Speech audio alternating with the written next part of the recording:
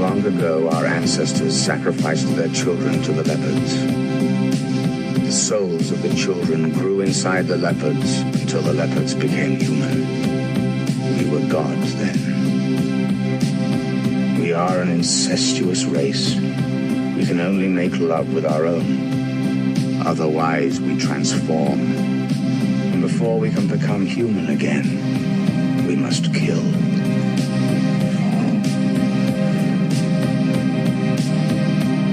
Welcome home.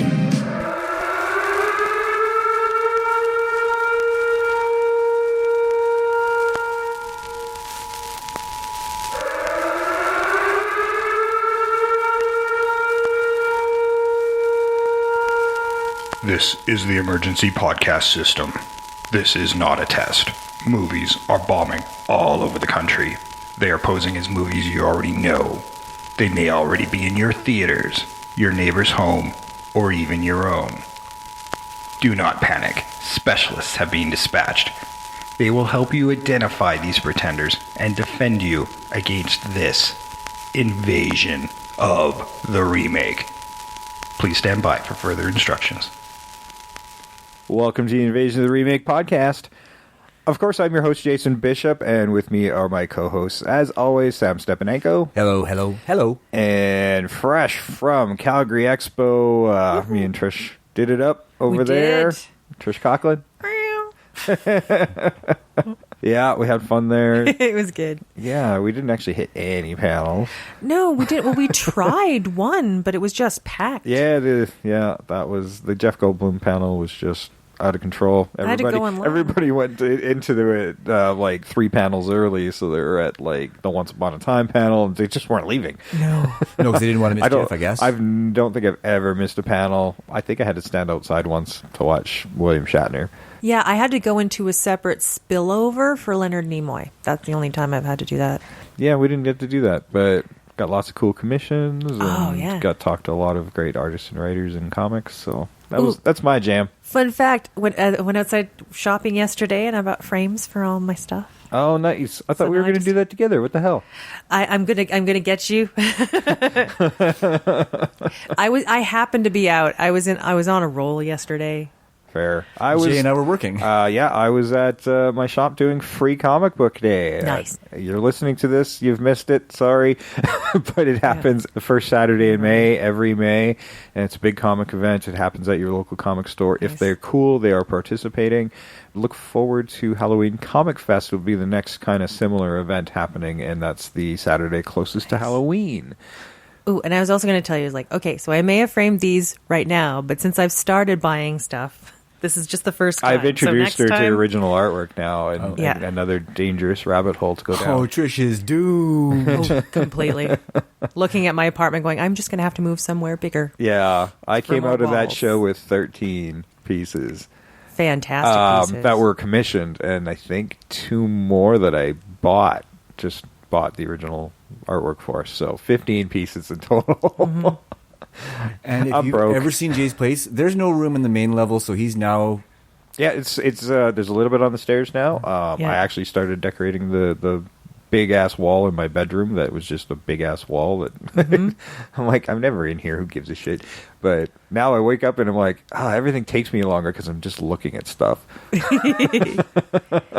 But it must make sleeping awesome because you're like looking at stuff, you fall asleep, have good dreams. Yeah, well... I got the Sandman in there, Sam. There you go. He's looking around. What the fuck is that Sandman? If you want to see all the commissions I picked up, I scanned them all in, and they're on my Twitter at jbishop BISSCHOP 616 at jbishop 616 on Twitter. Check them out. Some good stuff on there. That's right. Oh, amazing stuff. And while you're at Twitter looking at all my artwork, go find the @Invasion Remake on there as well, and don't forget to like us there and follow us there. Absolutely. You want to get in on the Friday thing. It's very, very popular. Yes. That's right. The Friday shout-outs, man. Yeah, it's clogging up my Twitter feed. Be one of us. Yeah, it's turned into a thing. It has turned into a thing. Yeah. That's awesome. So it's, it's getting bigger and bigger every week. I don't know how much longer I'm going to be able to do it, to be honest, because I had to do 7 this week. There was 2 weeks ago I had to do 8. just to get everybody in. So Oh, wow. yeah, but people like it. So. You might have to spread it over 2 days. I was talking about that because I have some thoughts, but we'll talk about that after the show. Okay. Cool. We don't need to plot things on the air. You know, people don't need to know the inner workings of my machinations. Our business meetings. Well, what if our our listeners are process junkies and want to know what's going on in our brain? You know what? They're not responding to the Thursday thing, so we're going to do something different. That's all. Oh, Maybe we all just right. need a different podcast. Just our business podcast. Yeah. It's just a podcast of reading names. Okay, so today we are talking about Cat People. Cat People is 1942 Val Lewton produced film for RKO Pictures. And of course was remade in 1982, 40 years later by, who was it? Paul Schrader. Well, directed by Paul Schrader. Yeah. And, I don't know who produced it. Jerry Bruckheimer. It was Jerry Bruckheimer. You're right. It was Jerry Bruckheimer. I wrote that I don't know down. why I It was forgot that. bizarre. I don't know why you forgot that we talked about We it. did talk about it. It just seems like Tracy a beat you to it. Busy week, god damn it. Sorry. Yes, it was. So Jerry Bruckheimer, Val Lewton.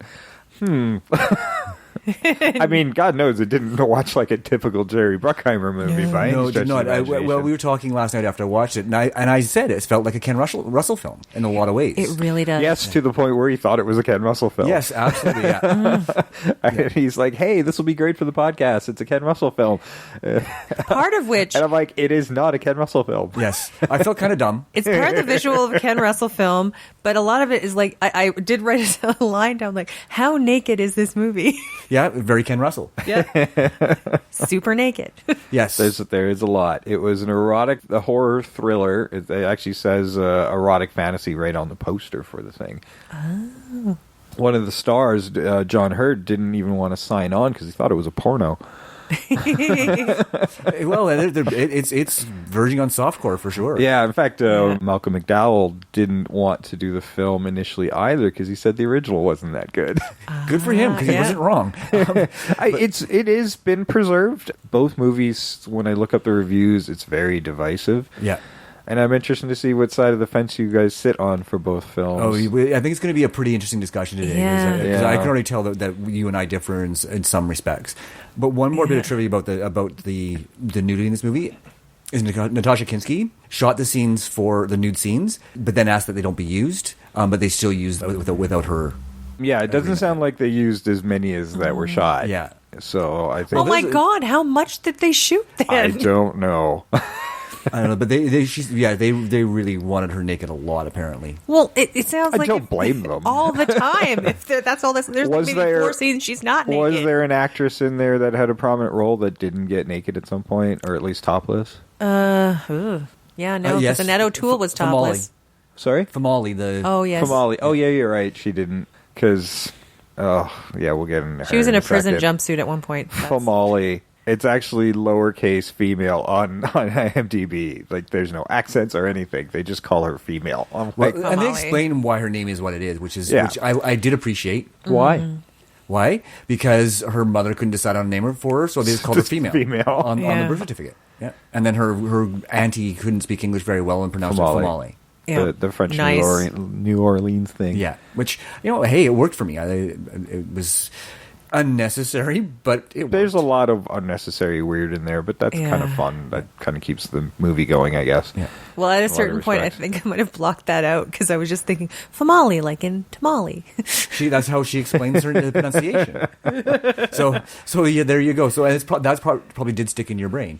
But yeah, I I mean, could just remember, I could think of like roll call in class. Female. Because they always pronounce it how it's spelled. always. Yep. Female. They're all the women looking around. How what is dare you, wrong sir? with this person? Yeah, especially that very first time. Yeah. Yeah, God, they could have just called her it. Like, if you don't know what to name a kid, just choose something. Jane You is a pretty common Yeah. nomer for somebody who isn't named, right? Or have Little a Jane Doe, right? Yeah, have a placeholder, and like a nickname can become a person's name.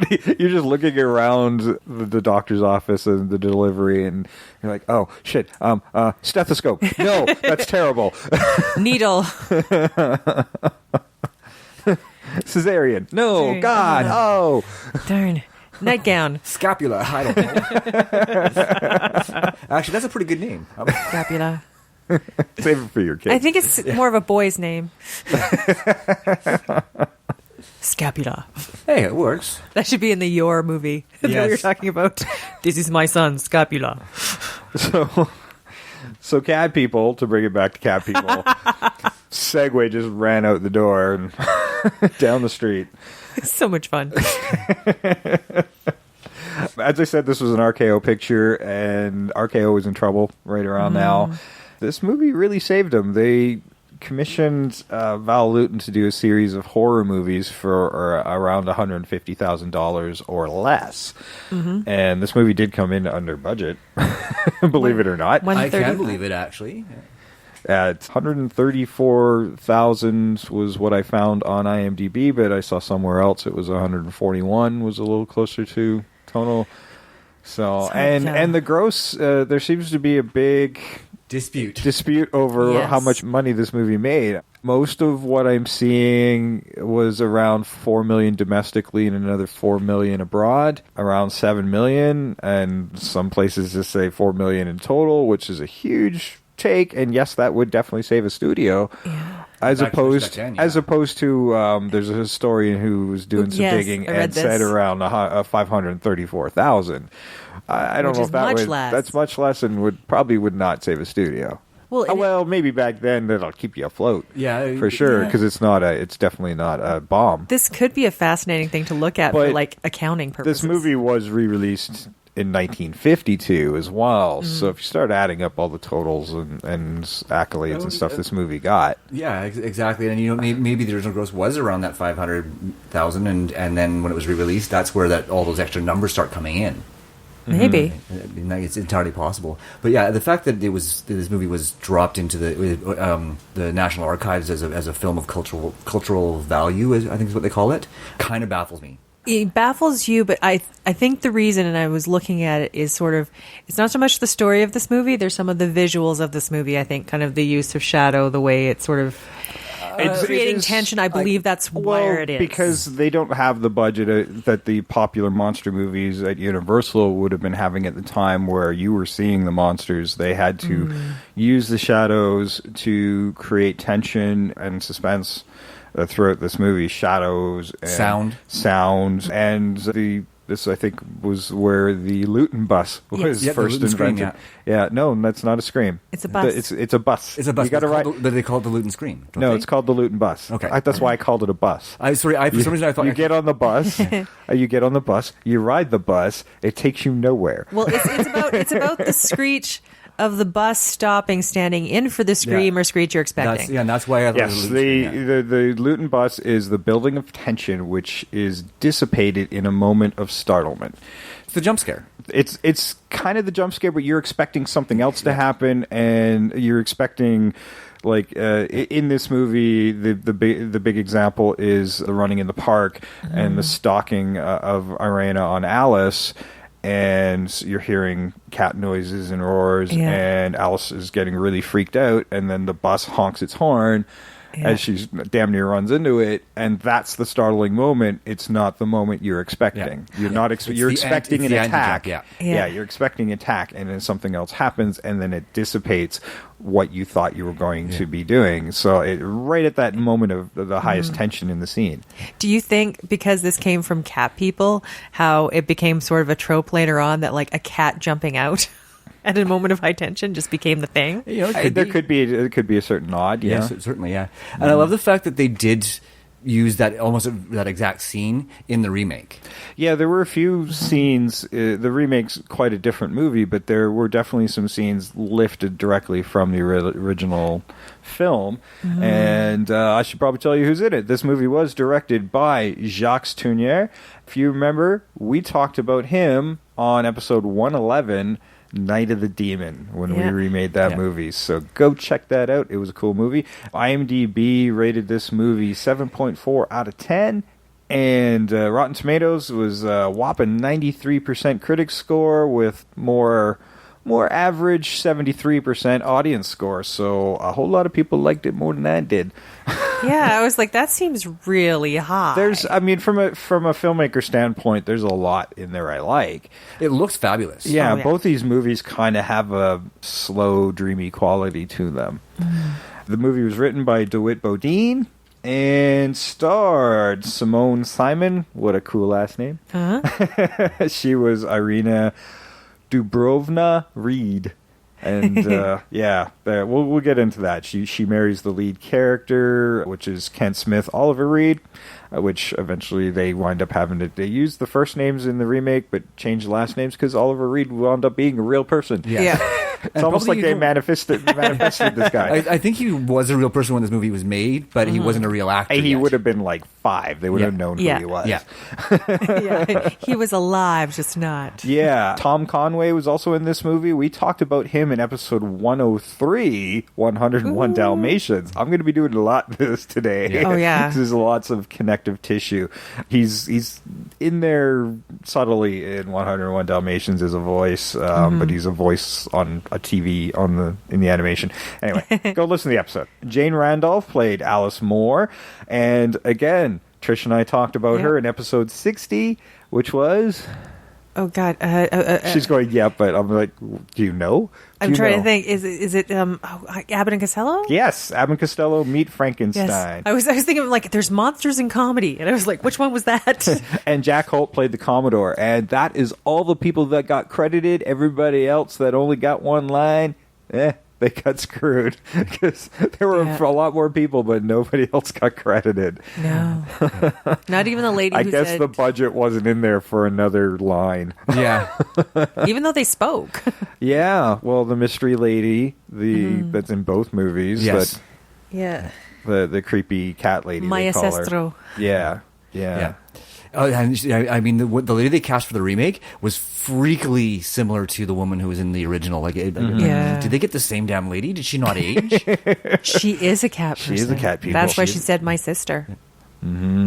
Ooh. Yeah, and I wish that had played out a little bit more in both movies. Oh, absolutely. Because they throw you this little nugget that really went nowhere. Yeah, both movies did that. It frustrated me. I actually watched them in reverse, so I watched the remake first because I figured I'd like the Val Lewton one better because I don't remember liking the remake that much the first time I saw it. Oh, yeah.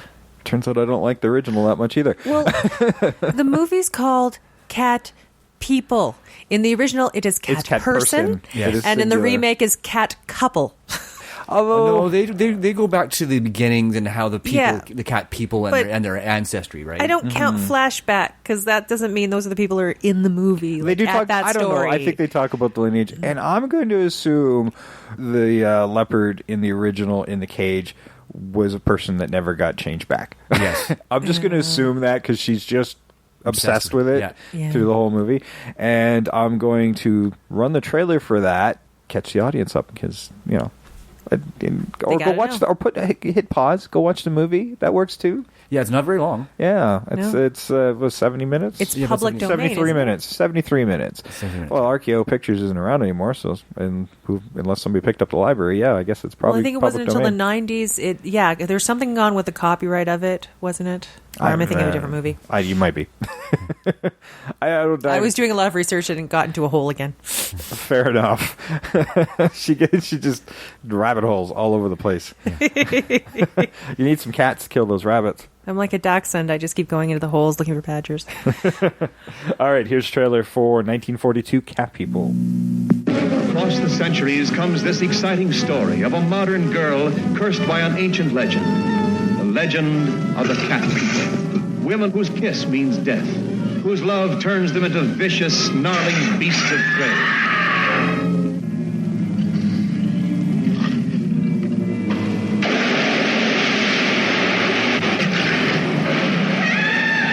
Twice I've been followed by something that was not human, something that attempted to take my life.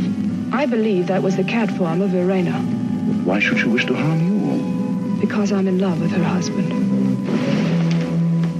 It's shut now. Just a minute ago it was open. It's locked. Leave us, Serena.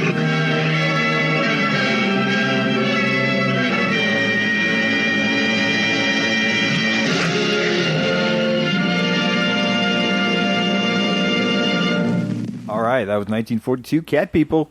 This original movie, like I said, they're kind of like a slow, dreamy quality to them. In the original film, Irina's the first scene we see her sketching the panther, the giant leopard. I got to try to avoid using panther because that was the terminology as a kid, but panther just refers to a large cat. Yes. Well, so these are black. Leopards. I yes. looked these up. Okay, so when I looked it online, leopards and jaguars can both have the black coloring of panthers. Jaguars are South American; they're much smaller, and leopards are like Asia, Africa. But it's like melanism, which in both species happens, and they're also part of the species Panthera. According to Natasha Kinski on the remake, they actually dyed the fur of cougars to do the leopards because leopards are impossible to train. Okay, so they're like cats. And I thought that was a horrible fact when I read it. It is a terrible I fact. was really pissed off about that. Yeah, and this is certainly like early 80s before we started seeing this rightful action to protect the animals that are being used in There's films. a lot of like actual animals in both films. Yeah, well, remember Beastmaster, they did the same type of thing where they dyed the cat. Yeah, I when I see this many animals in films, I like wonder how they were treated and all that stuff. But I mean, I got depressed right away when the zoos, look at the tiny I know, they were cages. heartbreaking, weren't they? They were so small, these tiny cages. I'm like, what? That's awful. And it's awful. just cement. It's no It's wonder. not- That's like I remember our zoo when I was a kid, and I just hated going to the zoo because I thought the cages were small, and I could just. You could almost feel how awful the animals felt. Now our zoo is awesome because it's wide open enclosures. Yeah, and they're environments. They're not cages, right? Yeah. Yeah. And in the remake, they call them exhibits. Right? Yeah. It's not there for the animal; it's there for the people to see. Yeah, in the original film, it's the Central Park Zoo and New Orleans Zoo. it would have been New Orleans Zoo in the remake. The cages look cooler, but that was about it. Yeah. Yeah, like I think they actually constructed that zoo from scratch in the remake. Entirely possible. I think that was a set. And speaking of sets, they wound up reusing a lot of sets because the low budget on the original. They pulled from all sorts of more successful RKO sets. Why not, right? Yeah, exactly. Might Absolutely. as well reuse them, yeah. Well, that's the thing when you have a studio like that. At that time, having a studio like that, you'd have sets and they'd be reused, which, like we've discussed before, when it's like an old house and an old haunted thing happening, it always seems to have the same look, probably because it's usually the same type of set. There's actually a little bit differently, yeah. Ken Smith, the character in the original film, actually makes a comment when he first goes over to Arena's after meeting her at the zoo, and he makes a comment about the staircase behind the door, and it looks can be deceiving. Yeah, and I actually chuckled at that. I thought that was actually pretty because witty. that was one of the reused It's sets, good. and I'm like, oh, sneaky. Yeah. It's like And super nice meta. making a nod to it too, without saying, "Oh, by the way, this we're is saving another- money." Yeah. This is from a far more expensive RKO movie. FYI, I like that staircase. I mean, part of the staircase, you could tell it's supposed to be a long staircase, but they're kind of just going up the same section like they do in TV shows. Yeah, no, it was pretty funny, but yeah, I mean, both these stories are essentially the same story to a certain extent, right? I mean, I mean, they're about Arena's sexual awakening and the consequences of that awakening. So there's obviously a commentary there, maybe not a great one, about female sexuality. It's not just about female sexuality, because I wrote this down for both movies. It's about the fact like either the female becomes aroused or angry and becomes a wild animal. That's the concept. Yes, yeah. More so, the sexuality is like, more so in the remake than in the. So it must the be original, contained because it's it's a very thinly veiled commentary on it, and very misguided, but definitely there. Handled a lot better in the original. It wasn't quite so in your face, but it was there. I thought there was like the original had this weird bummer ending. I mean, the whole movie's a bit of a bummer because Arena she knows the legends from her land, but and she's obsessed with the legend and thinks she might be one of them, and marries a man even though she thinks that if he even kisses her that she will rip him apart. Yeah. She's put through the paces, sent through psychiatrists and all sorts of things, and turns out it's all true. I mean, and stressful situations, putting yourself under stress, like being jealousy, that but negative emotions. Is it really true? I found it really ambiguous as to whether or not it actually was true or not. I thought they did a good job dancing around it for at least for a while. Yeah, But at the very end, because I mean, that when she sword starts came clawing out, up the furniture and she killed that doctor pretty violently. that's fair enough. Yeah. And a sword broke off in her.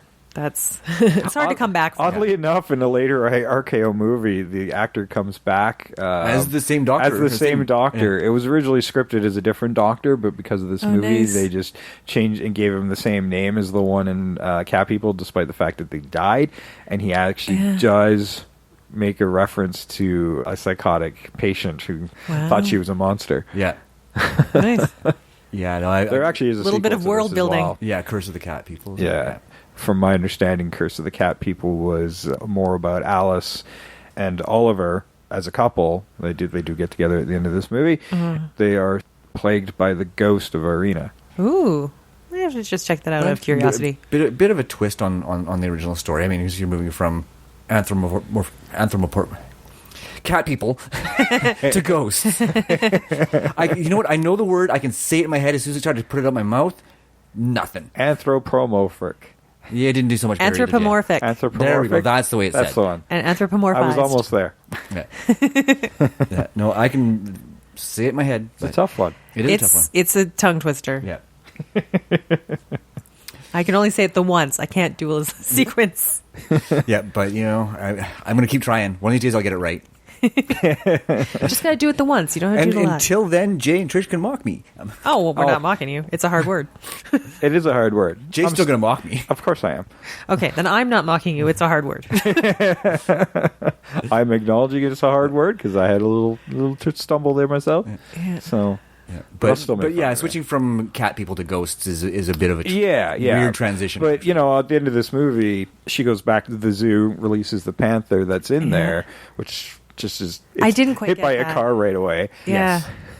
I think she was hoping it would eat her or something, just knocked her down. But by that point, she'd taken a pretty serious. You can see wound. the sword coming out of Yeah, her. the doctor had this sword cane that we saw earlier in the film, so we knew that was going to come into A play. psychiatrist who just happens to walk around with a sword cane. He's it was the dealing with 40s. I guess. delusional He people. might have to kill a spy. I know, but I'm like, maybe.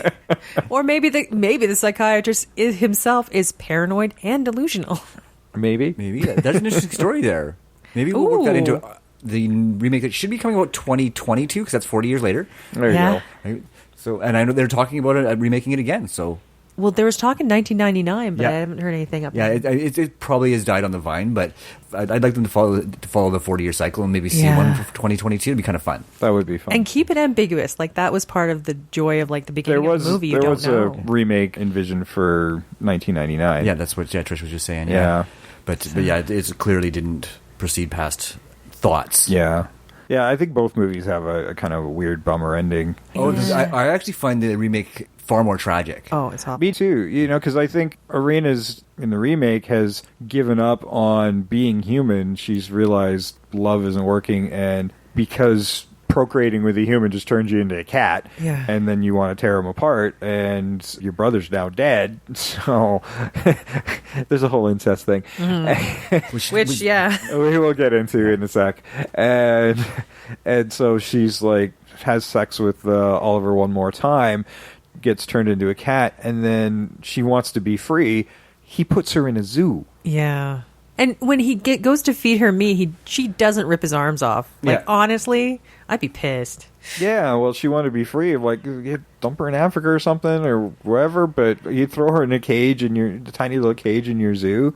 I guess that's being close to your love, but Yeah, but then he hooks up but with I Alice mean- anyhow. yeah, he does. Yeah. So I'm like, this sucks. Yeah, it is truly, It's truly awful. like if you talk bummer endings, it doesn't get much more bummer than that. Actually, Yeah.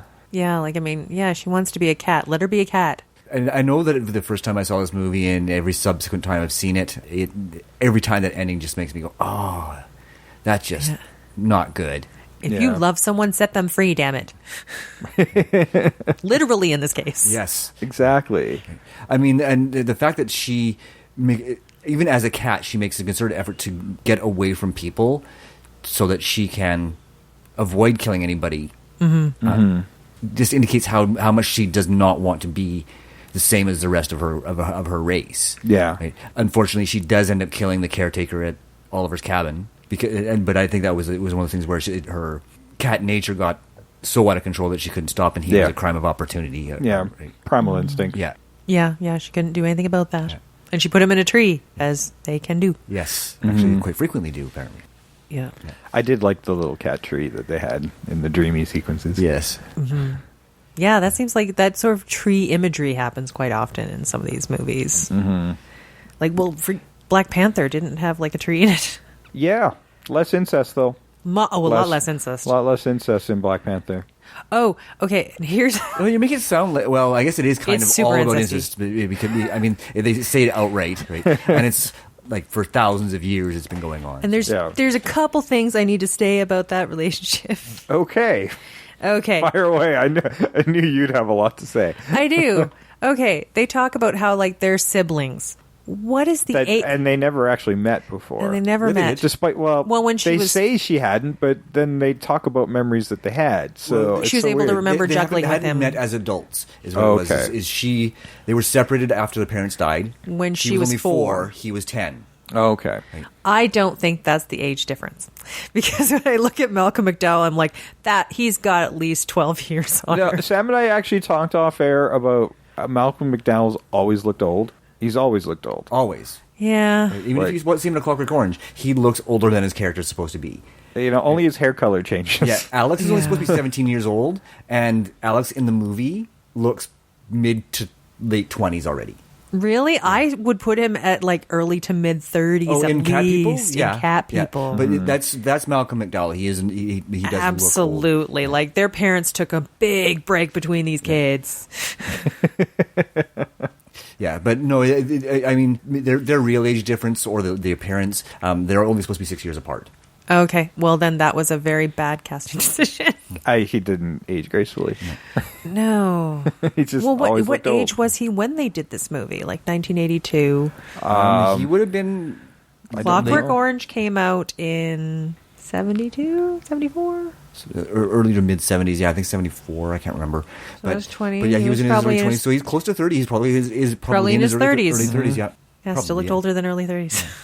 So, Cat People from 1982 was directed by Paul Schrader, who directed American Gigolo and Autofocus. It got an IMDb rating. It's less liked as a whole. 6.1 out of 10. Rotten Tomatoes, the critic score is around 64%, and the audience score is 45. Yeah. And Metacritic score of 62. Screenplay was by Alan Ormsby, who wrote My Bodyguard and Children Shouldn't Play with Dead Things, which we may cover on the show someday. Yeah, I've heard of that movie. Yeah. And of course, Paul Schrader actually helped out with the script as well. And as a writer, he worked on things like Raging Bull and Taxi Driver. So he's got a few writing credits, that's for sure. That's for sure, yeah. Schrader's done some stuff. There's a little bit of Schrader stink on this. Yeah, speaking of stink, there is an $18 million budget attached to this movie with a gross of $7 million domestically. So, I wonder how much the rentals were, because I remember this was in video stores. Oh, well, I'll tell you, this was a big rental when I was a horny teenage boy. And we already talked about the nudity, so let's just leave it at that. Plenty of it. That's what I think. Like they have to take into account that, like, at least the 80s rental, because I remember seeing the cover of this in the video store, and it was out a lot. Yep. Well, there's definitely a lot of attractive women here who take their tops off. Natasha Kinski, one of them. Irina Gallier is her character name. Malcolm McDowell, who we talked about in episode 59, Halloween, was Paul Gallier. John Hurd was Oliver Yates. Ruby Dee was Famale. Annette O'Toole, very fresh face. Annette O'Toole. Yes. I think she was just turning 30 as Alice Perrin. Yep, you get to see her boobs too. Ed Begley Jr. was also in this movie. We talked about him in episode 113, remaking Transylvania 65000. He plays Joe Cray. He's in it very short. It's a pretty small role. This must have made you so happy. Yeah. Goddamn right it did. Get his arm ripped off. In case you didn't catch the other episode, Jay does not like Ed Begley very much. I'm sure he's a very nice person. I just don't like seeing him in my movies. Yeah. He was a lot more bearable in this one. Well, yeah, because he wasn't in it very much and got torn apart. It was great. And ironically, I had forgotten he's in this movie, and some of the stuff we did for our Friday event, blah blah blah, was from Transylvania 65000 and some Ed Begley stuff. So there was an unintentional connection to our Twitter week as well. There you go. So follow us on Twitter. If you're not, this is what you're missing out on. This movie has like a lot of faces you recognize in it. Oh, a lot like, of them. There's John Larroquette. Yeah, he's in it. Yeah, I was about to get there. He's only got a small cameo appearance as well. His character name was Judson. Judson. He sounds like a porno name. Yes, that could be why. To Dr. Judd in the original. Yeah, right? Scott Pollan was also in this. Frankie Faison, and short stint with Lynn Lowry as well, who was in episode 95, The Crazies. 70s and 80s Lynn Lowry. Got a crush on her. I wrote down when she came in. She's like in her 70s now, so she's amazing, and she probably still looks great. Yeah. But when I saw her face, I'm like, she looks familiar. I wrote that down. Thank you for doing that. I was like, I knew she looked familiar. Lots of connective tissue to old episodes. Well, you mentioned her when we were talking last night, and I'm like, Lynn Lowry. I completely forgot she was in this movie because I was still like sort of processing and still watching it. And then I made the connection after I finished watching. I'm like, oh yeah, that's right. Yeah. You want to see her get really naked? Watch Shivers. Oh, okay. Yeah, really naked. So like a cat people naked. One more cameo in this movie. Even I didn't catch it, but you had to be watching the TV in the movie. There's a soap opera on one of the TVs where the orangutan was watching it. Yeah, the orangutan is watching TV. On that TV was Ray Wise. I knew that actually. I did catch that. I'm like, that's fucking Ray Wise. Shit. I missed that. So we just talked about in our RoboCop episode. Yeah. And I was just sitting there looking at the TV going like, the orangutan is watching soap operas? Yeah. We need better quality television for the orangutan. Yeah, but I was actually going to bring that up, and I was going to ask you if you thought that was Ray Wise. I didn't do the research, but I knew it was Ray Wise. I could tell by the voice. I did the research, but awesome. I didn't catch it while I was watching it. Yeah. Oh, yeah, no. Yeah, no, and I caught it, but I didn't do the research, so... Between the two of us, we got it. We got it. Nice. Well, the role he's playing how many people does it make to make a fact? 2 at least. Yes. Yep. Well, the dialogue he's delivering really pops you out. I don't associate that with Ray Wise. Well, yeah, and the funny thing is, I'm thinking, is this a real soap opera? Did Ray Wise actually do a soap opera? Yeah, right? I don't know. I didn't bother to look at his resume, but I'm wondering if it was filmed for the movie or if it was just a clip from a TV soap opera. No, it was old black and white soap opera acting. I don't know. Well, it was an old black and white TV. I don't know. But I mean, like, that's soap opera acting. Yeah, orangutans don't need color. We don't know that. Well, maybe they just like it. You never know. I mean, orangutans are prone to fits of temper. That may have been the 3rd or 4th TV that he'd had because they break things sometimes. He got really into the soap opera. Like, damn it, go back to Jane, you asshole. Smash. Got to keep him distracted because he's in a tiny ass cage. Yeah, yes. I know. God damn it. But yeah, I mean, when you think about it, in the late 70s, early 80s, that's what zoos did look like. Yeah. It's just a concrete cage. Yeah. Okay, so in the remake, Irina meets her brother for the first time, and Malcolm McDowell talk about like this weird dream that they had about each other, of him saving her and vice versa. Malcolm is very aware of his proclivities and panther-like tendencies, and wants to get down with his sister because that's what cat people do. Because any cat transformative thing in movies is incestuous. A la Sleepwalkers. I was about to say, Sleepwalkers. I had texted Sam when I was watching this movie. I'm like, what is it with cat people and incest? Well, cats themselves do tend to sure makes me wonder about if Stephen King and Clive Barker had watched this movie and it was kind of a spiritual successor to Cat People. Sleepwalkers. It's entirely possible. There definitely are nods to this at the very least in Sleepwalkers. So it's like 3 terrible cat people movies. Yeah. Well, I mean, the whole thing where cats do not like them, that's part of the cat people movie. Yeah. So that's part of Sleepwalkers too. Only they can kill them, but in the 1942 cat people, they just didn't like them. Yes. Yeah, well, generally the animals kind of freaked out about, even in the first movie. In the first movie, I love the pet shop lady. Yeah, they actually had to leave the pet shop. Oliver trying to be cute and this boyfriend after hearing about this whole Panther God stuff. Trying tries to gift her a kitten. which they stuffed into a cardboard box. I know. He Yeah. kept the lid on it. Yeah. I'm like, no, cat, just I let the didn't cat even get into see the a- box on its own. I It'll didn't get even there. see a hole. No, I found that incredibly There's a frustrating few to watch, holes on the actually. top, but Was even there? then, Okay. don't keep it in a box. Yeah. Yeah, the cat Yeah. didn't like it. And didn't like Irina. No. No.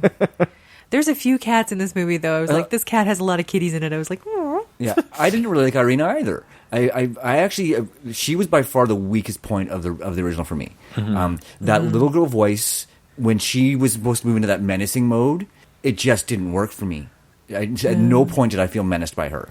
I thought she had something in the eyes there. Yeah. The pool scene kind of worked for me, but that was the only spot where I felt true menace from her. Oh, Yeah. the pool scene is very much like it's that crazy hand that rocks the cradle type of bit. Like, Yeah. oh, sorry, did I scare you? Yeah. Yeah, they And- retained that in the remake as well, the pool scene. but if you were to play them side by side, Natasha Kinski made that transition from innocent and naive to menacing so much better. Yeah. It's like they completely changed personalities. I thought that was kind of weird. 'Cause Yeah, why'd she go so quickly to that? After Malcolm McDowell, she decided to leave, and her dream brought her back. And The so- dream did. made her bad? and No, made no, her because- well because Alice's competition, right? Yeah. But, I mean, she liked Alice before. Yeah, well, the dream was part of it. I think it was the final transition for her because there's the first time they're at Oliver's cottage, and she has that first experience where she goes out and hunts, right? Even though she's retains her human facet, that was the starting point of her transition. So it wasn't like that. The dream was the final catalyst for it, though.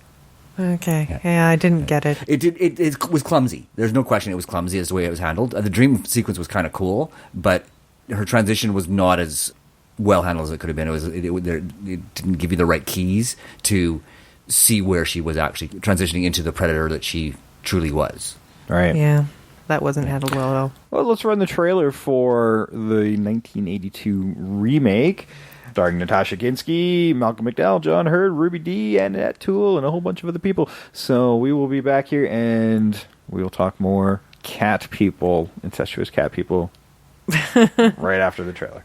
What is it with the cats? What is with the cats?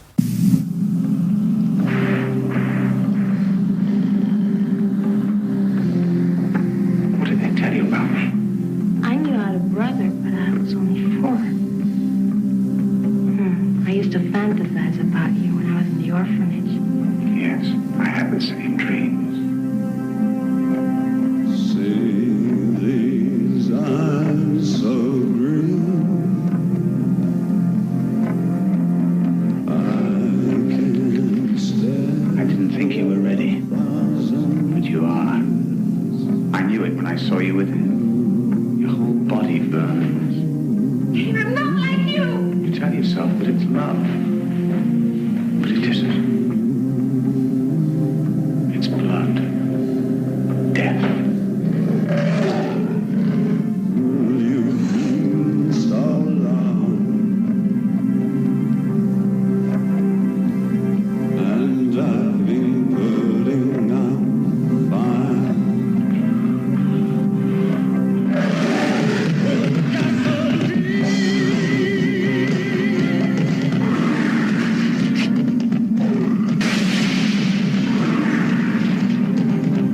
Make love with me. I'm not like you. See these eyes so green, I can't stare for 1,000 years. Just be still with me. You wouldn't believe what I've been through. I love you. Been so long. Been so long. Putting out the fire. Putting out fire with gasoline.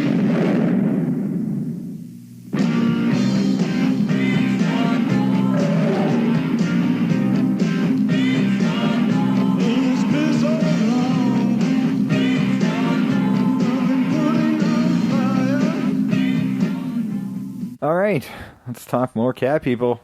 Yep. People, let's talk cat people. Yeah.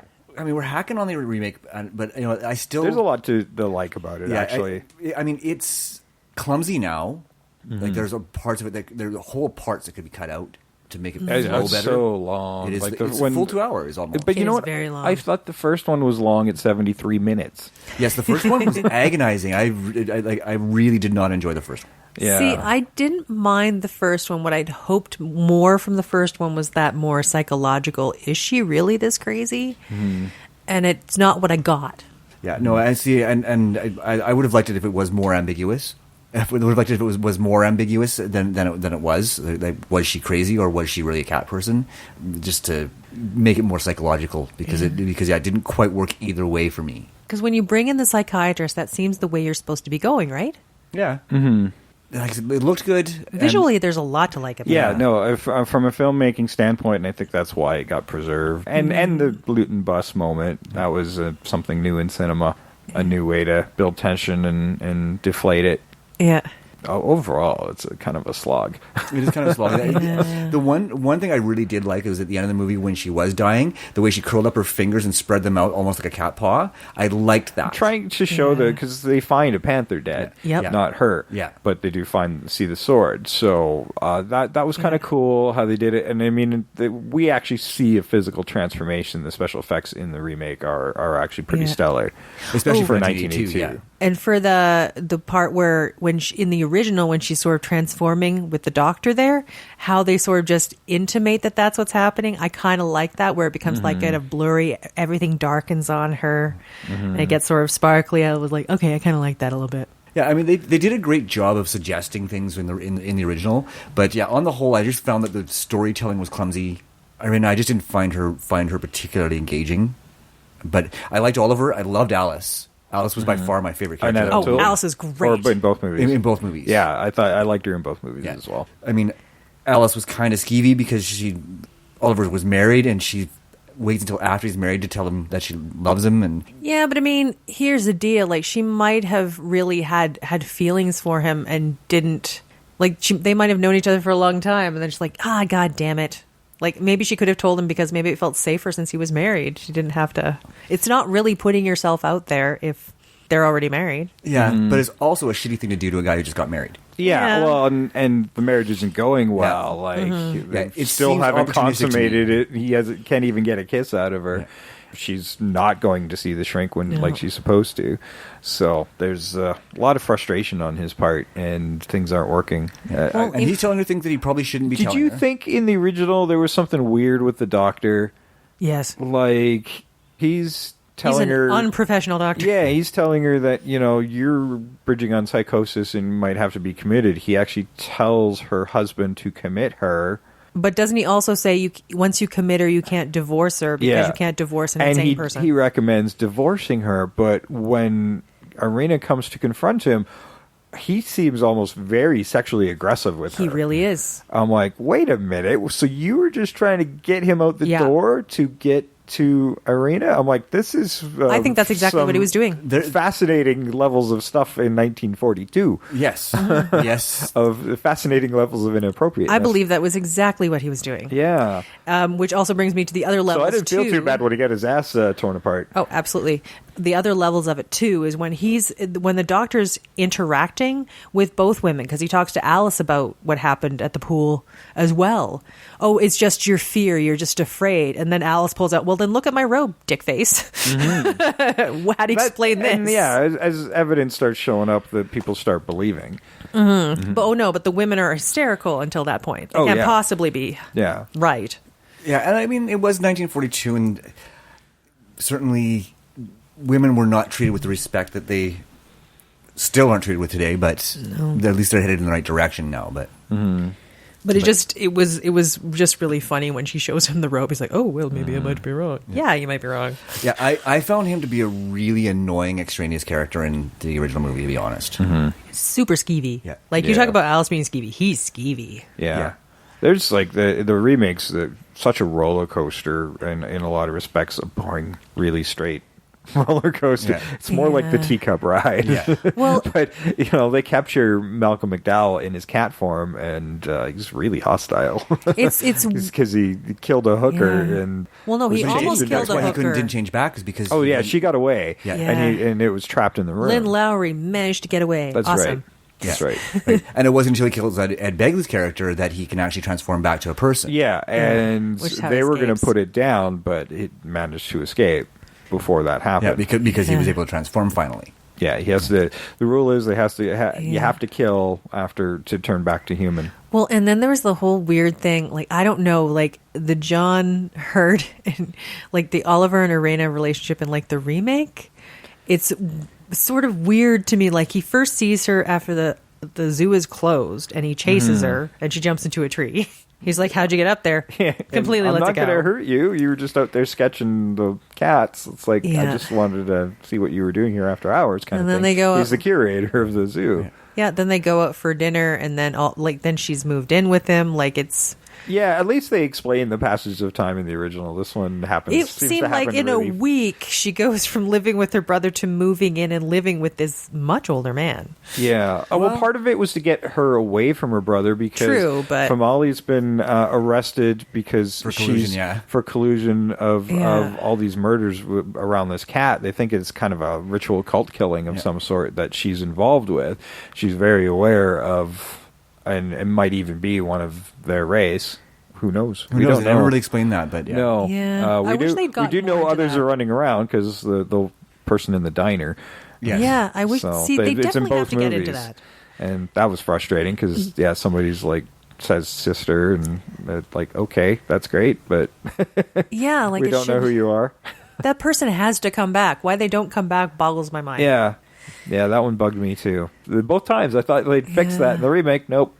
Yeah, and then he like just loops straight into like, I want to take care of you. I want you to be with me all the time. I'm like, ugh. But when the cat thing happens, She's and like 17, we start realizing, and he's 34. She's in her 20s. no, she's definitely in okay. her 20s. But yeah, anyway, he takes her out to his like other place. Actually, there's one good thing in the remake that I kind of enjoy is like she's still in her human form when she's out hunting, but how they do that thing where they show the world looking a little bit different. Very Ken Russell. Yeah, as she's wandering around. That's what part of what I think why I got stuck in my head, because that is very much a Ken Russell thing, is that altered reality thing. See, I thought like the dusty landscape at the beginning was very Ken Russell. That too. Well, actually, when I think about John Hurd now, we were talking about, how that moved pretty fast, but when it's kind of revealed that what she actually is, it's funny how quickly he's like, we'll okay. go away with it. And I'm like, oh, he's into bondage now. And Right? I'm like, so Oliver's got some secrets. I know, right? Hey, Annette O'Toole, Alice, you might want to have a chat with him first before moving on with this relationship. Figure out your safe word. Exactly, but they are married by the end of the movie. Yeah. So Well, and I the thing about the remake is they're not really clear on how much time is actually passing, because no, They should have done that. They It should have done should that. have had a little bit of time. they frames. always mention it in the dialogue in the original film. Otherwise, it would have felt like everything was happening super fast. yeah, but there is a clear passage of time, because he gets her the job at the gift shop. Yeah. and she's been there for a while before Paul finally changes back and comes home. So it's not doesn't happen over the course of days. It's at least a week or more. Oh, sure, yeah. What they should have done is they should have been like, we've had this leopard for this long, and now it decides to kill somebody. Like if they put something like that in there, I'm like, oh, okay, that's how much time has passed. How long he's been transformed into a cat. Mm-hmm. Yeah, so something just to give you a clear indication, but yeah, there's a suggestion of it without with clarity. Yeah, But once the cat is captured, which is Malcolm McDowell, Malcolm McDowell can't technically go back home because they're looking for him because they think he's also involved with this. And yeah, he makes one last ditch effort to see Irina and try to become a couple together, because it's the only way they can have a relationship and procreate without actually killing everything that they have sex with. Yeah. So Although to be fair, when you look at it, the whole transformation thing, it only happens until after you have sex. What you do is you have to like just bone and ditch. well, thus the bondage. yeah. Like just a quick bone, and then like, okay, I'm gonna get out before I transform. Leave you be. That's how you get past that, guys. Just leave it at that. But then he still can't turn back until he kills something, right? Yeah. Or kills someone. Yeah. Well, then you go out hunting for someone else, not the person you just had sex with. Oh. There's lots of evil people out there. Just go for it. Yeah, that suggests that the animal that in their animal form they have more I control know. than they do. I know. It would be cool if they did. Yeah. But That was maybe like the not. human familiar in Let Me In.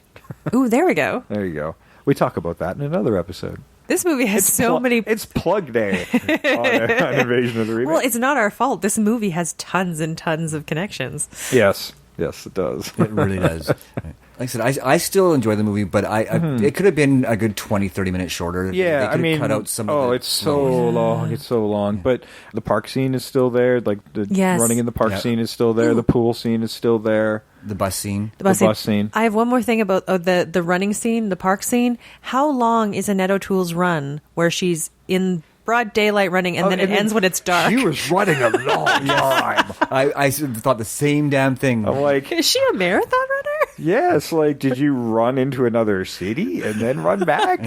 Like, and you ran back scared the whole time. Like, it is pitch black. That is fucked up.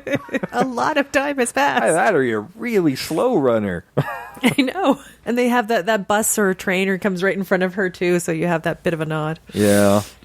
But yeah, she must be really fit. Well, in the pool scene, you can tell that she is. Yeah. Yeah, I mean, they try to keep the monster, like the cat transformations, right till the end of the movie. They utilize a Which is lot good. of the just we'll handle it in cutscenes kind of thing, and not as much darkness for the most part. And when it does happen, it's really awkward, like you just established. Yeah.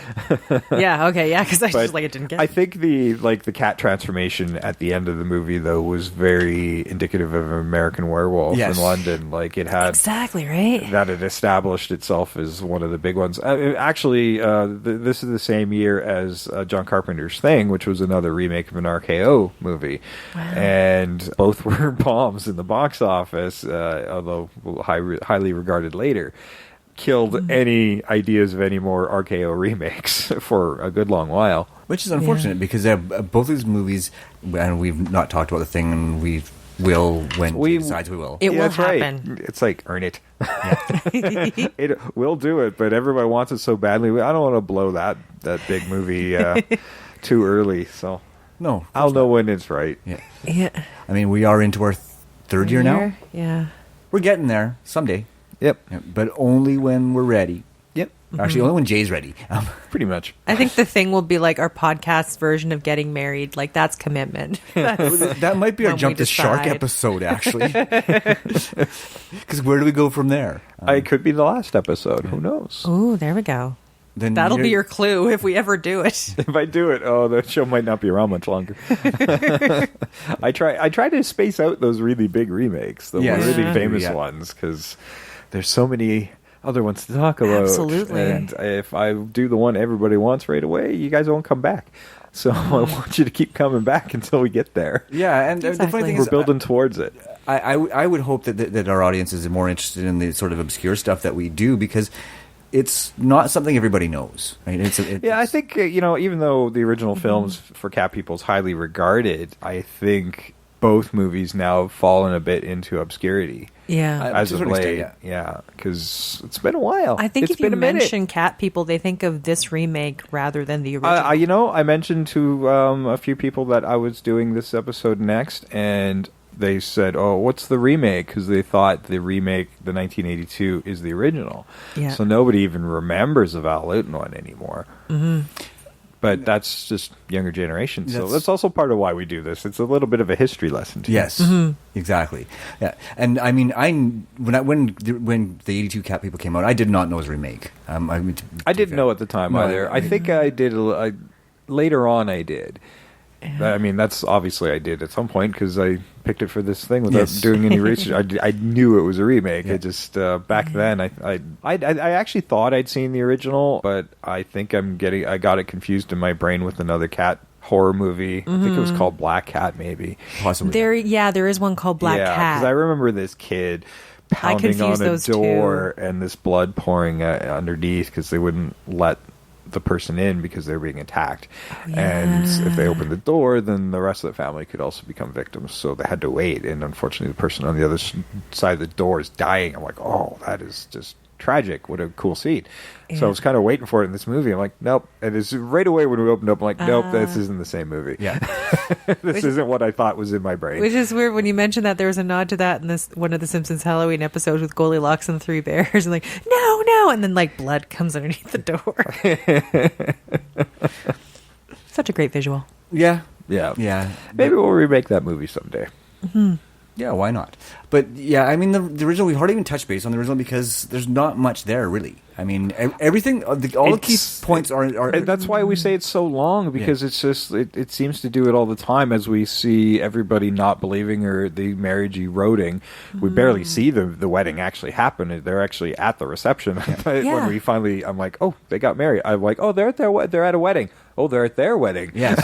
Yeah, like The cuts are so jarring at times, and they're in both movies, to be honest. Yeah. and prior to that, like I think she's just telling him the story of the cat people, and the very next scene is them getting married. So it's very weird. You figure like, oh, she's crazy. This is a deal breaker. Yeah. No, let's Yeah. get married. Yeah, no, the pacing And now, is- and then, yeah, when the reveal of Alice is in love with him as the marriage is eroding, he's like, I don't know if I know what love is, and I'm like, you're a dick. Yeah. Well, because maybe that's why they didn't put in the whole romance But thing, because also, probably he doesn't know anything. That's also something for the 40s. That's, Yeah, you know, meet they're and get talking, married. They're talking annulments and divorces, and this is white picket fence era. Yeah.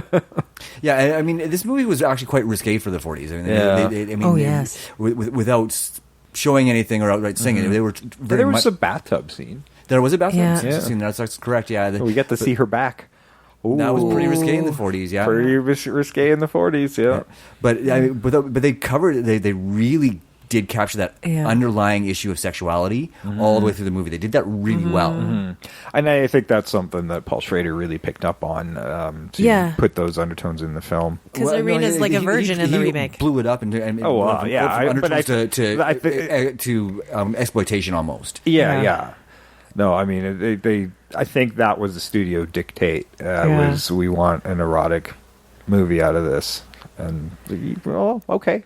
Yeah, but I guess it's there. I don't know that erotic don't know. means full frontal nudity. Yeah, no, it's not erotic to me. It's just naked. Like, Yeah. just It naked. did. It just felt naked. I'm like, I don't think any of this is actually arousing. I mean, yeah, she's a good-looking girl, but yeah. But it felt exploitative, especially Yeah. as an adult watching it rather than it being a pubescent teenage boy watching it. But you know what? They don't make films like that very often anymore, and when they do, they're making adaptions of shitty books.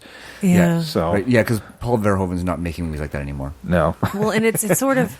Well, I was thinking of the 50 Shades shitty Yeah. movies, but Oh, yeah. God, Yes, were yeah. those two, yeah. Yeah. But even those don't feel as exploitative as this did. Well, I don't know. I haven't watched seen them. Yeah, well, Nor will I ever. I've seen Yeah. pieces of them, but If I want to see a movie about bondage, I'll watch The Secretary again. Oh, such a good movie. Exactly. yeah, A movie that actually understands the Yeah. lifestyle rather yeah, than. but none of us are that target audience, and those ones are unashamedly about a specific topic. Yeah. Right. Whereas this movie is not about that topic. It's not about sexuality. No, right? I mean, they should be talk about undertones. all sorts of stuff. I mean, there's lots of nudity, and there's talk of incest, although we never Yeah. do see the two do anything, because he does come off pretty rapey. Yeah. Yeah, very, Yeah. very. Like, he physically attacks her, so yeah, no, Yeah. not a little rapey, like a lot rapey. A lot rapey. I like Malcolm McDowell. I know. But his character is a lot rapey. Yes, he was. But it's sort of weird. Like, they could have done something really interesting with this, like with the nudity, to make it just seem like, at least when she's hunting for the first time, there's a hint of that, where she's just out there and she's just naked just because, like, that's the animal part of her, and Yeah. it's not Well, sexualized. after they've kind of lied together, and she goes out in a robe, and then I think this is just again, this movie has a very dreamy fantasy quality to it. So when she's in the forest, her animal instincts are kind of kicking in, even though she's not transforming yet. I think part of her is ready to do so. Like, she keeps Yeah. inching towards that. Yeah, because she was in a almost way, intimate this with him, movie yeah. is a very much a commentary on virginity. Yes. and losing your virginity. Yes, and so seeing the world a different way. Yeah. It's a But- it's a transformation, but it's like, yeah, but I mean, it's not just for women. Yeah, and I mean, I think they tried to address that by introducing the Paul character, who wasn't in the original, to make it less about female sexuality and female rage and all that stuff that was in the original that didn't play very well even in the early 80s. But they did it poorly. Oh, Like, yeah. they took a character that could have balanced that really well and turned him into a complete and utter creep. Yeah. To the point it makes you uncomfortable to see him on screen. Right? Yeah, if he had been just a much more kind of affable, and it wasn't so. If he'd been more of a guide rather than There we go. somebody to guide her through that transformation, rather than just they left the whole incest thing out of it, and made him more of Yeah. the big brother guide. I think his character would, but still have his tragic end because he's still doing it. Right? You would have felt worse about his end, and you would have really felt more comfortable with that aspect of the sexuality and that transformation. Well, strangely, they make that role Famali for some reason. Yes. Like she's and I don't know. I'm wondering now if Famali isn't. They're trying to make a nod to Familiar, but it would have been. Yeah, he should have been that character where she's like, no, you can't fall in love and you can't do this. Like that's just not what we can do. And then you could have tied in the sister character, the one who just says my She sister was- a couple times. He could be trying to use her to get in touch with other members of their race to find her a mate. Yeah. I mean, Oh, and to she breed does cat people. she does fight that primal instinct in the movie quite a bit. Yes. I mean, you can see at times she's giving into it a little bit. You Yeah. know, when he comes crashing through the window and Yeah. has his little speech, and then she stabs him. But before that, she kind of gets in there and does that thing that cats like to do Yeah. with under the chin, Yeah. and the headbutt, I like to call it. Yeah, the boop. The head boop. Even though her brother dies and is kind of a threat to her, she's very upset about it. Yeah. When it comes When down to he brass shot. tacks. Yeah. The other thing too, I mean, you talked about And that was Alice who killed him. Yeah. yes. Yeah. And you don't need- So you another don't- reason that she's not so happy with Alice. Yeah. And you don't need to make it incestuous. That like the incestuous jealousy is the fact that maybe he's uncomfortable with their relationship because it is not safe for her. Because he might also think is like if you get caught killing him, you're gonna go down. Like Yeah. it's not good. Yeah, I think in a lot of ways he is trying to protect her by like, this is your only option. You don't need to go down the road I have gone down. Yeah, and it could have been handled in yeah. Different in way. a much better way where Yeah. his death feels so much more tragic. Yeah. I think it would have given a lot more impact. You don't have to a this lot film. of sympathy for him. though. No, because Absolutely. they made him so unlikable. Yeah. Yeah. I mean, you like him when you first meet him, and then the next time you see him, he's creepy, sleazoid. Yeah, it's almost like he's a Yeah, different character. yeah. Yeah. Yeah, no, his arc was very, very poorly handled. I wonder if you could have done it like you'd have him as affable and be very protective of Arena, and just have maybe if you wanted to have any kind of sort of creepy points, it would be the portion where he's just out hunting.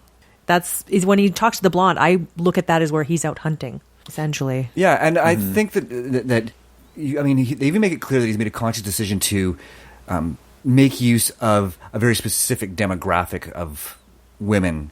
I'm not saying I approve of it, but at the same time, he's trying to minimize his impact on society by picking up and killing what, especially in the 80s, were considered throwaway women. Yeah, or Yeah, you so naturally you go pick up women in a graveyard, as you do. as you do. As you do. That at this point, he'd already started on his descent in full descent into madness, right? Yeah.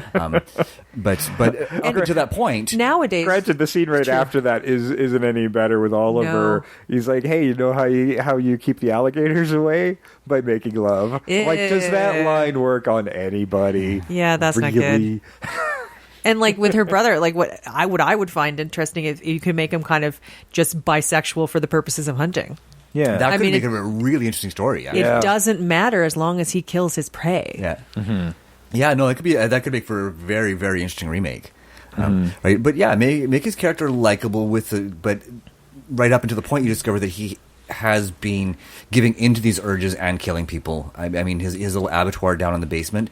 That discovery of that was great. That was one note of the movie I really did like. Is when the police do discover the cage and the remains. So I think you could work that really, really well so that you still like him, but he's not the nice guy you thought he was. Well, and there's a point where she goes to try and find him at the Christ of whatever. It's that brightly colored church Yes. she goes into. Oh, that was something I was going to mention, actually. But I'll let you finish with your thought first. Well, I just, they sort of, that's the only scene where you get it, like, he's a biggie in that church. And I'm like going, and they sort of allude to it later when they come down to the lair where like they think he's a religious zealot. I'm like, you could really flesh that out. And they You really didn't could. do anything. And I was going to mention, because I really did like, both movies had this. There's juxtaposition of Christianity, very strong Christianity, versus this paganism of the cat people. Mm-hmm. And I really like that. And they both had that. And I like the fact that they kept that in the remake and actually even emphasized it even more by having him be a leader in the church, and that very clear scene where they're first having dinner, where they say grace. I really liked how they did that. Mm-hmm. Thank you for reminding me. Oh, you're welcome. I just that's a very the good brightly point. colored church. I'm like, it's kind of cool. There's so much to like in both these movies. I still enjoy the remake, not for the same reasons I did when I was a teenager, but I still enjoy the way it's handled. It did flesh out the original a lot better, but it still had some problems. So overall, you like the remake better than the original? Oh, hell yeah. Okay, Trish. I do like the remake more, but I did find there's a lot to the original that I don't know, I liked, but they're all incidental things, really. Like, For me, both of them were more about the cinematography. I think I enjoy the original one a little bit more from a filmmaker standpoint. But would I watch either one of these again? Nah, I don't think so. well, yeah, like when I've been there. The only good thing that came out of the remake was David Bowie. yeah. David Bowie in a classic song. So I mean, I'll admit it's probably been at least 15 years since I saw this last. And I mean, it's certainly not one of those enduring films that I need to watch over and over again, but I still have a fondness for it. Partly because of the soundtrack, and partly because for its time, it was a pretty decent horror film. Well, and as we're talking here, it's sort of what I liked about it is as we're talking, like there's a way to do this really good, and I just want them to do it. Well, 4 years to 2022, studios, we have ideas. We can make this a really, really good movie. There was talk about back in 1999 already about a remake, but that was quite a while ago now. But the cycle's every 40 years. Got a few more years. Right about now is where you start developing it and really start tweaking that script. Do you go down the erotic road again? I don't think. I think you need to maybe a little bit, because that's those themes are right in the original as well. You have to walk the line between the original and the remake, right down the middle. Yeah. Right down the middle. It doesn't need to be erotic, but it does need to be sexual. Yeah. I'm not, and I don't know. The new rules of the incest and stuff. I don't know. It was an unnecessary aspect. I thought it was silly in this one. I thought it was silly in Sleepwalkers. I think we can do away with that for sure. It was unnecessary. Like I said, No. we've already talked about a way we can make Paul a better character to fill in some holes from the original without having to go down that incest line. And at the same time, it's still addressing a lot of sexuality, but for both Paul and Irina. Yeah. Yeah, because even though Irene is the central character, it doesn't need to be about her transition. It has to be about the race, the cat people, not just the cat. Maybe person. that's would be more interesting is to switch landscape. So maybe Oliver is an explorer, and instead of going to the big city and the zoos, and you reverse that and take the regular person into this weird, fantastic world of cat people. It could be very interesting. Yeah. And he's an anthropologist looking to go out and study stuff. And maybe very the remote, great group of people. Yeah, maybe the later half, like maybe he doesn't even realize that this tribe or whatever, or whether you go with the tribe or not, or more of a pagan culture. So it really depends on where they hail, but finds his love there and brings her back as she's adjusting to the big city life, not realizing this is not going to work by transplanting her into a complete foreign reality for her, right? Her hunting grounds aren't going to work here. That opens up a whole. But then you can at least can of worms. You can at least throw in some of those little nods, your pool scene or whatever. Yeah. Well, as it's a little bit of Fatal Attraction in a lot of but ways. I think there still should be like that other character who maybe has left this place and is now currently in the new world that's there and knows the rules that have to be lived by here in this world. Well, that could be your person in the cafe. We could finally do something there we with. go. Yes. God damn it.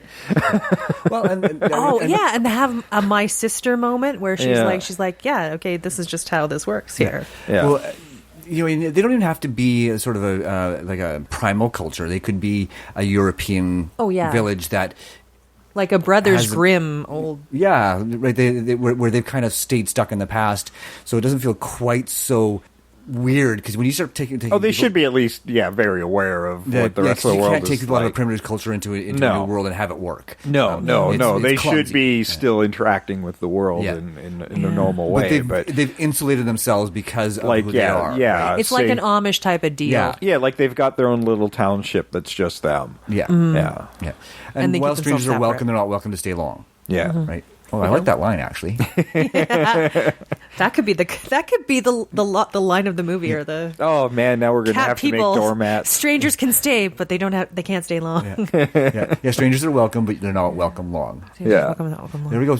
Writing that down. Write it down. That's more merch. We'll get one of these days. We'll have this shit for you. We will. Yes. Coming to a invasion store when the invasion store comes. Okay, well, I think we're all wrapped up with Cat People. We got a little bit of an idea of what another remake would look like too. You got a 2-in-1 episode this week. 2-in-1. No casting though. No casting. No casting. No casting, No but casting.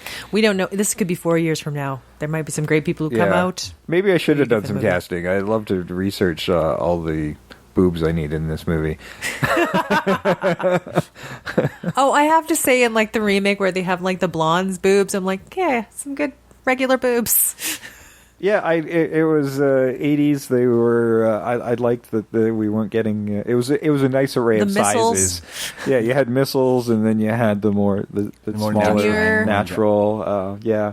So if you want to see an array of breast sizes, this movie is for you. There we go. Gotta say, Annette O'Toole looked rocking in her 30s. And she's like, I don't know, I just liked her character. Like, she's in both movies. Alice is sort of the sparky, She's the most likable character in both movies. both movies. and also sort of the person who has the most in common with Oliver. So it makes more sense. Yeah, absolutely. She's the every person. Yeah. That we attach to. yeah, But she's and- also more independent too. Yeah, right. And they make her even stronger in the remake. Because she's not. What was And his, she can run for What was hours. his job in the original movie? He's an engineer. A marine engineer. Yeah. They build Okay, boats. that's what they were doing. So he's like giving her measurements and stuff, and I'm like, are they tailors? Well, that's why when they're in that sort of museum thing and they're looking at all the boats and Boats, everything and that having makes that sense. in-depth discussion, Yeah. and they sort of tell Irina to go wait for them because she wouldn't get half the stuff they're talking about. Yeah, Yeah. they basically third wheel, go away. Yeah, well, But I'm the wife. it's true.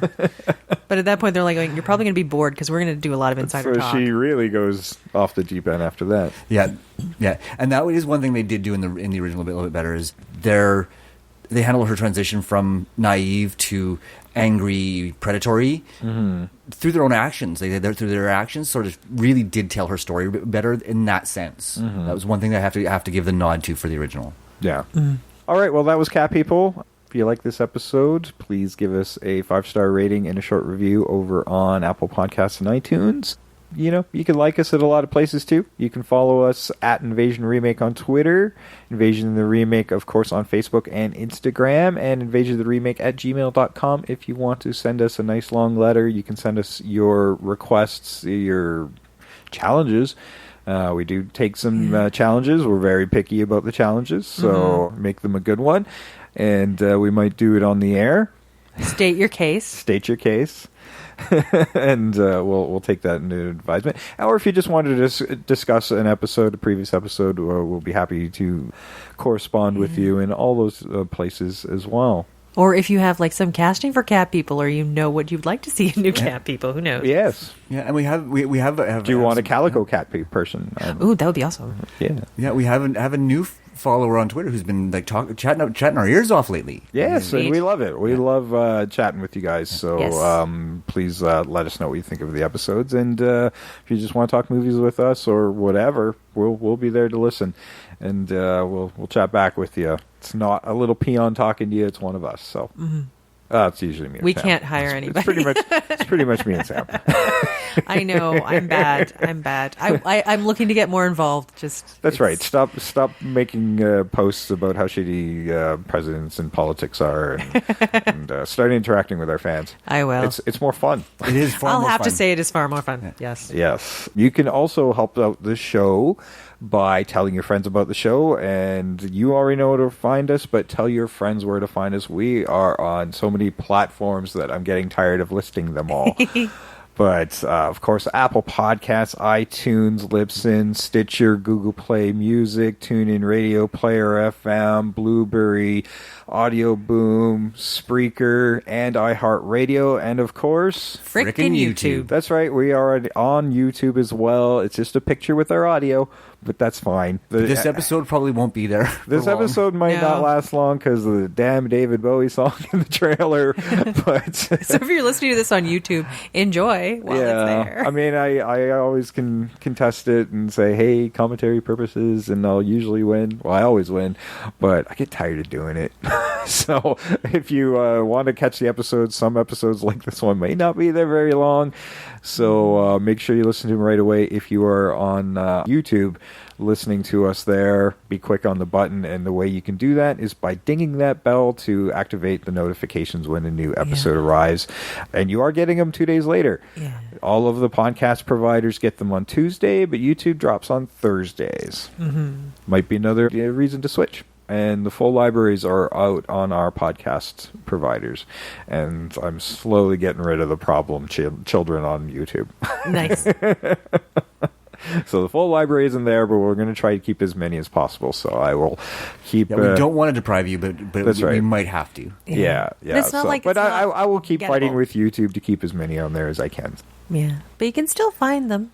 That's right. There are other places, There are tons of different places. They are available to your Earballs. and in a ton of different places. So go find it. Tell your friends to go find it, and we will be back next week with another awesome episode. And Sam's already given you hints at what that might be, but we are not going to tell you. You have to tune in next week to find out. Yeah. Until then, I've been Jason, I am always Sam. I continue to be Trish. and we are out of here to go pet a cat.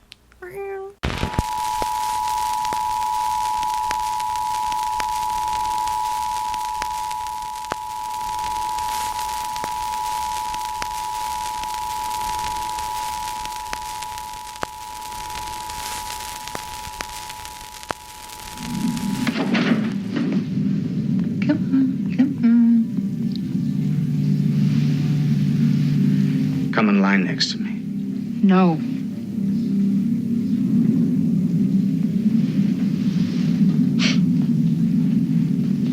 Oliver doesn't love you. He loves the panther. He wants you because he fears you. Let Alice have him. She thinks his fear is courage, and he thinks his fear is love. Well, they were made for each other.